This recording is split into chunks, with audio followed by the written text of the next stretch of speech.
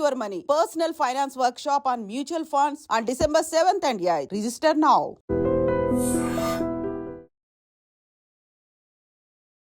Hi hello నమస్తే, welcome back to ఐటర్ media. ఈరోజు మనతో ఉన్నారు EB5 వీసాకు సంబంధించి మీకు ఎటువంటి డీటెయిల్స్ కావాల్సిన, లేకపోతే యూఎస్ వెళ్ళి సిటిజన్షిప్కి సంబంధించి, అక్కడ గ్రీన్ కార్డ్కి సంబంధించి, అక్కడ ఉన్న సిచ్యువేషన్స్లో ఉండి, లేకపోతే అక్కడ ఆల్రెడీ మీరు రెసిడెన్స్ చేస్తూ ఇక్కడ మాకు ఎలాంటి థ్రెట్స్ ఉన్నాయి, ఎలాంటి ఇబ్బందులు ఉన్నాయి, డాక్యుమెంట్ పరంగా ఎలాంటి ఇష్యూస్ ఉన్నాయి అని ఎటువంటి హెల్ప్ కావాల్సినా సరే మీరు కాంటాక్ట్ చేయాల్సిన ఒకే ఒక person EB5 visa expert immigration consultant అయిన మన ఫేవరెట్ ఆదిత్య మల్లా గారు. ఆ పర్సన్తో ఈరోజు మాట్లాడదాం. Hi sir. హలో అండి. సార్, ఫస్ట్ ఆఫ్ ఆల్ అమెరికాలో ఉన్న వాళ్ళకి చాలా డౌట్స్ ఉంటూ ఉన్నాయి, వాళ్ళు కాల్స్ కూడా చేస్తున్నారు. అండ్ హోప్ఫుల్లీ ఎవరైనా మీకు ఎటైనా డౌట్ ఉన్నా సరే డిస్ప్లే నెంబర్స్ కాల్ చేసి సార్తో మీరు మాట్లాడచ్చు. అయితే ఇల్లీగల్గా అమెరికా వెళ్ళే దారిలో ఇంకొక అన్సర్టెన్ రూట్ ఏంటి అంటే, ట్రావెల్ వీసా మీద వెళ్ళి అక్కడ వర్క్ చేస్తూ ఉంటారు కదా, అలాంటి వాళ్ళు ఎలాంటి రిస్క్లో ఉన్నట్టు, వాళ్ళు అసలు ఎందుకు అలా చేస్తున్నారు, వాళ్ళకి ఎటువంటి సజెషన్స్ ఇస్తారు మీరు?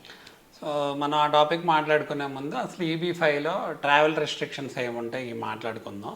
సో EB5లో అడ్వాంటేజ్ ఏంటంటే, EB5 వీసాలో మనకి గ్రీన్ కార్డ్ ఫాస్ట్గా వస్తాం జరిగిద్ది. అలానే మనకి వర్క్ ఫ్లెక్సిబిలిటీ ఉంటుంది.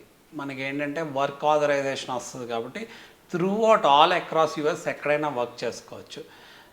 వేరేస్ లైక్ H1Bలో అలా కాదు, ఎందుకంటే లాటరీ ద్వారా రావాలి, అలానే ఎంప్లాయర్ స్పాన్సర్ చేయాలి మ్యాండేటరీగా. సో H1B వర్క్ వీసాలో ప్రాబబిలిటీ అయిపోయింది, ఎంతమంది అప్లై చేస్తున్నారో దానికంటే చాలా 5 times తక్కువ వీసాలు ఉన్నాయన్నమాట.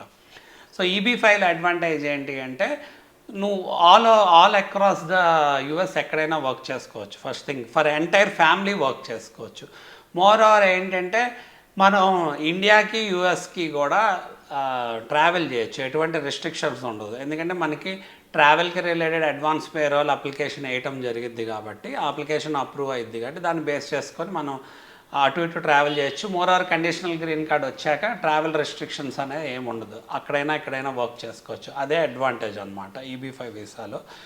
సో మనకి మనం వర్క్ చేసే వాళ్ళు ప్రతి వీసా, ఒక్కొక్క వీసాకి ఒక్కొక్క క్లాసిఫికేషన్ అనేది ఉంటుంది. అసలు విజిట్ వీసా మీద వెళ్ళిన వాళ్ళు, అంటే విజిట్ వీసా అనగానే మనకి B1 or B2, like tourism and visit visa అనుకుందాం. లైక్ లెట్సే కొంతమంది బిజినెస్ పర్పసెస్కి వెళ్ళొచ్చు, కాన్ఫరెన్సెస్ కానీ, సెమినార్స్కి కానీ, లేకపోతే జాబ్ ఇంటర్వ్యూస్కి, అలాంటి వాటికి వెళ్ళొచ్చు. అలానే మెడికల్ పర్పస్కి ఆపరేషన్స్ చేయించుకోవాలన్నా అలాంటి వాటికి కూడా వెళ్ళొచ్చు. సో చాలామంది ఏమనుకుంటారంటే, విజిట్ వీసా మీద వెళ్ళి అక్కడ వర్క్ చేయొచ్చేమో అనుకుంటారు. వర్క్ చేయకూడదు, it's illegal to work there అనమాట. ఎందుకు అంటే, visit visa or tourism visa అనేది ద పర్పస్ మనకి ఎందుకు ఇస్తున్నారు అంటే, టూరిజం వల్ల వాళ్ళకి అక్కడ రెవెన్యూ పెరిగిద్ది, లేకపోతే ఏదైనా యాక్టివిటీస్ లైక్ లెట్సే ఏదైనా రిలేషన్స్, బిజినెస్ రిలేషన్స్ కానీ, లేకపోతే ఏదైనా కాన్ఫరెన్స్ సెమినార్స్కి వెళ్తాం వల్ల అక్కడ కైండ్ ఆఫ్ ఎడ్యుకేటింగ్ జరుగుతుంది, అంటే అక్కడ ఫెసిలిటేషన్ జరుగుతుంది.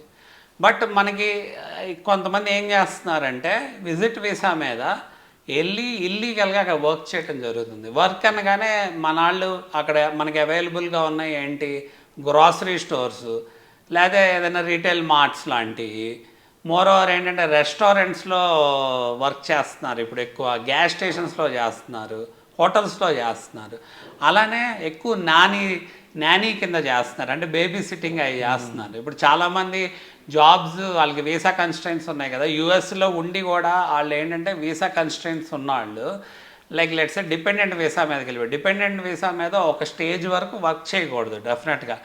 H4EAD స్టేజ్ అని ఉంటుంది, ఎంప్లాయ్మెంట్ ఆథరైజేషన్ డాక్యుమెంట్ డిపెండెంట్కి వచ్చే వరకు, అంటే గ్రీన్ కార్డులో ఒక స్టేజ్ ముందు స్టేజ్ అనుకోండి అప్రాక్సిమేట్గా. అలానే స్టేజ్ వచ్చే వరకు డిపెండెంట్ వర్క్ చేయడానికి లేదు. దాని మీద కూడా ట్రంప్ ఏదైనా ఆంక్షలు పెడతాడేమో అని చెప్పి జస్ట్ టాక్ వినిపిస్తుంది.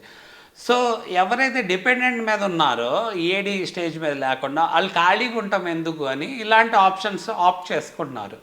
అలానే మన స్టూడెంట్ వీసా మీద వెళ్ళే వాళ్ళు కూడా ఇలాంటి ఇల్లీగల్ మెథడ్స్ ఆప్ట్ చేసుకొని వాళ్ళు అక్కడ వర్క్ చేయడం జరుగుతుంది. ఎందుకంటే వాళ్ళకి హార్డ్ ఎర్న్డ్ మనీ కదా, అక్కడ సర్వైవ్ అవ్వాలి అంటే ముందు డాలర్స్లో డబ్బులు చేసుకోవాలి, ఏం మార్గాలు ఉన్నాయి, ఏం అడ్వాంటేజెస్ తీసుకోవాలి అని చూస్తున్నారు. సో విజిట్ వీసా మీద వెళ్ళిన వాళ్ళు, మనకి ఇక్కడ ఏంటంటే విజిట్ వీసా మీద మాట్లాడుకుంటున్నాం కాబట్టి, విజిట్ వీసా మీద వెళ్ళిన వాళ్ళు వర్క్ చేయడానికి ఉండదు అనమాట. ఓన్లీ వాళ్ళ పర్పస్ ఏంటంటే టూరిజం, ఆల్ అక్రాస్ ఎక్కడైనా తిరగచ్చు, టూరిజంకి వెళ్ళొచ్చు. కొంతమంది ఏంటంటే హౌస్ వార్మింగ్ ఫంక్షన్స్కి వెళ్తారు, కొంతమంది కాన్వకేషన్స్కి వెళ్తారు. అంటే ఏంటంటే వాళ్ళ చిల్డ్రన్ ఒక డిగ్రీ కంప్లీట్ అయిపోయినా కాన్వకేషన్ ఉంటుంది, ఆ కాన్వకేషన్కి అటెండ్ అవటం, లేకపోతే ఏదైనా సెరమనీస్ గెట్ టుగెదర్స్ అలాంటివి ఉన్నా కూడా అవి పెట్టుకొని మనకి ఏంటంటే మనకి వీసా అప్రూవల్ తెచ్చుకోవచ్చు. మోర్ ఓవర్ ఏంటంటే వెళ్ళిన వాళ్ళు డెఫినెట్గా ఏంటంటే ఇల్లీగల్ పార్ట్ టైం జాబ్స్లోనో లేకపోతే ఇల్లీగల్గా జాబ్ చేయటం అనేది ఆప్ట్ చేయటం అనేది కంప్లీట్గా ఇల్లీగల్ అనమాట. ఒక ఐడెంటిఫై అయితే డిపోర్ట్ చేస్తారు. ప్లస్ ఏంటంటే మన పాస్పోర్ట్ మీద ఐడెంటిఫై ఉంటుంది. ఎప్పుడైతే ఐడెంటిఫై అయి ఉంటుందో మనకి తర్వాత మనం ట్రావెల్ చేయాలన్నా ఇష్యూస్ వస్తాయి, ఫర్దర్గా మన బ్లాక్ లిస్ట్ చేయటం అలాంటివి కూడా జరుగుతాయి అన్నమాట. మనకి EB5 వీసాలో ఎవరైతే యుఎస్ నుంచి అప్లై చేస్తున్నారో వాళ్ళకి ఇందాక చెప్పాక ట్రావెల్ ఫ్లెక్సిబిలిటీ ఉంటుంది అని, అలా కాకుండా out side of the US నుంచి అప్లై చేయాలనుకున్న వాళ్ళు ఇన్సైడ్ ఆఫ్ ద యుఎస్ కింద అప్లై చేసేటట్టు రావాలి అంటే ఫస్ట్ వాళ్ళు విజిట్ వీసా మీద వెళ్ళిపోయి, యూజువల్గా 6 monthsకి ఇస్తారు కదా విజిట్ వీసా, 3 months వెయిట్ చేసి వాళ్ళు EB5 వీసా అప్లికేషన్ ఫైల్ చేయొచ్చు. అప్పుడు ఏంటంటే వాళ్ళు ఇన్సైడ్ ఆఫ్ ద యుఎస్ కింద అప్లై చేసినట్టు వచ్చింది. దానివల్ల వాళ్ళకి అడ్వాంటేజ్ ఏంటి అంటే ఫస్ట్ వాళ్ళు అక్కడ ఇమీడియట్గా వెంటనే వెళ్ళిపోవాలి, ఒక 12 to 24 months నాకు వెయిట్ చేసే పరిస్థితి లేదు. అంటే కండిషనల్ గ్రీన్ కార్డు నేను out side of the US నుంచి ఫైల్ చేస్తున్నా కదా, ఇండియా నుంచి, అంత టైం లేదు, వెంటనే వెళ్ళిపోవాలి అంటే 3 months తర్వాత వాళ్ళు నెక్స్ట్ మళ్ళీ వాళ్ళకి వర్క్ ఆథరైజేషన్ వచ్చే వరకు అంటే నెక్స్ట్ 6 months అంటే ఓవరాల్గా ఒక 9 months వరకు వాళ్ళు out side of the US travel చేయడానికి ఉండదు అనమాట. వాళ్ళకి ఆ రిస్ట్రిక్షన్ బేస్ చేసుకొని ఈ లోపల వాళ్ళకి వర్క్ ఆథరైజేషన్స్ వస్తాయి. అలానే మోర్ ఓవర్ ఏంటంటే కండిషనల్ గ్రీన్ కార్డ్ అవి వస్తాయి కాబట్టి దాన్ని బేస్ చేసుకొని EB5 వీసా హెల్ప్ తీసుకొని వాళ్ళు అలా ఫైల్ చేయటం అనేది ఒక అడ్వాంటేజ్ అనేది ఉంది అనమాట. ఆ ఆప్షన్ అనేది కూడా వాళ్ళు చూస్ చేసుకోవచ్చు. కానీ వాళ్ళకి వచ్చే మేజర్ ఛాలెంజ్ ఏంటంటే ఒకవేళ వాళ్ళు యూఎస్ఏ వెళ్ళిపోయి వాళ్ళ సోర్స్ ఆఫ్ ఫండ్స్ అవన్నీ ఇన్వెస్ట్ చేయాలి అంటే డెఫినెట్గా వాళ్ళకి ఛాలెంజ్ ఉంటుంది. ఎందుకంటే వాళ్ళు ఇండియాలో ఉండరు కదా. On behalf of them some one should be working on their source of funds అనమాట. సో ఈ విధంగా చూసుకున్నా సార్, అక్కడి నుంచి వాళ్ళు అప్లై చేయాలనుకున్న ప్రాపర్ డాక్యుమెంట్ ప్రొసీజర్ దగ్గర నుంచి ప్రతి ఇంక్లూడింగ్ ఎంబసీ హెల్ప్ దగ్గర నుంచి వాళ్ళు గో త్రూ అవ్వాల్సిన ప్రొసీజర్ అంతా కూడా there is need professional help అనమాట. సో హెల్ప్ సంబంధించి మీకు డిస్ప్లే అవుతున్న నెంబర్స్ కాల్ చేసి మీరు ఆదిత్య గారి యొక్క పర్సనల్ అపాయింట్మెంట్ అనేది బుక్ చేసుకోవచ్చు. వై బికాజ్ ఈ ప్రొసీజర్ మీకు కంప్లీట్ 5 to 6 years పాటు ఓవరాల్గా ఉంటుంది. ఆ 5 to 6 yearsలో ఎన్నో డిఫరెంట్ ప్రొసీజర్స్ మీరు ఫాలో అప్ చేయాల్సి ఉంటుంది.